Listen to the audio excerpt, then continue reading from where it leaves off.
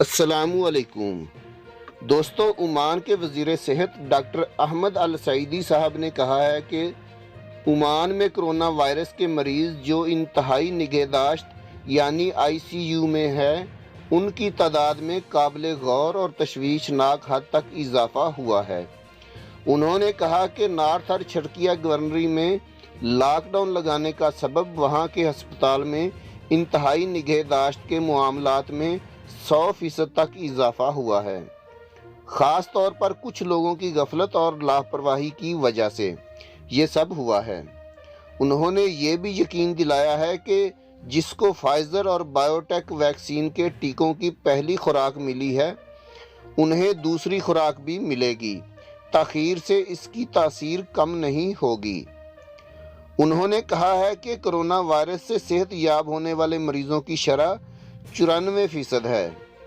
اس کے بعد وزیر صحت نے کہا ہے کہ امکان سپریم کمیٹی چند ممالک سے ہوائی پروازیں روک بھی سکتی ہے۔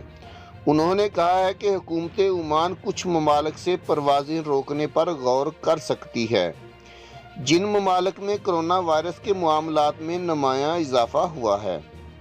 ڈاکٹر احمد السعیدی صاحب نے کہا ہے کہ سپریم کمیٹی خاص طور پر تنزانیہ جیسے ممالک کے اعداد و شمار کا تجزیہ کر رہی ہے۔ انہوں نے کہا ہے کہ تنزانیہ سے آنے والے افراد میں 18% تک مثبت واقعات ریکارڈ کیے گئے ہیں اور یہ بہت زیادہ تعداد ہے۔ انہوں نے کہا ہے کہ سپریم کمیٹی ان ممالک کے ساتھ پروازیں روکنے پر غور کر رہی ہے جن ممالک میں کرونا وائرس تشویشناک اور خطرناک انداز میں پھیل رہا ہے۔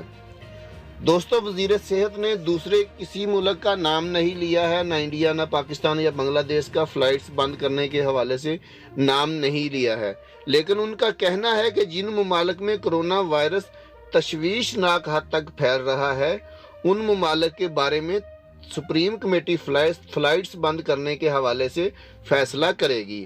آنے والے دنوں میں پتہ چل جائے گا کہ کون کون سے ممالک کی فلائٹس بند ہوتی ہیں۔ دوستو، ویڈیو بنانے کا مقصد آپ لوگوں کی رہنمائی کرنا ہے۔ ویڈیو اچھی لگی تو لائک کر کے چینل کو سبسکرائب ضرور کر دیجئے گا تاکہ آنے والی انفارمیٹو ویڈیوز بر وقت آپ کو مل سکیں۔ اللہ حافظ۔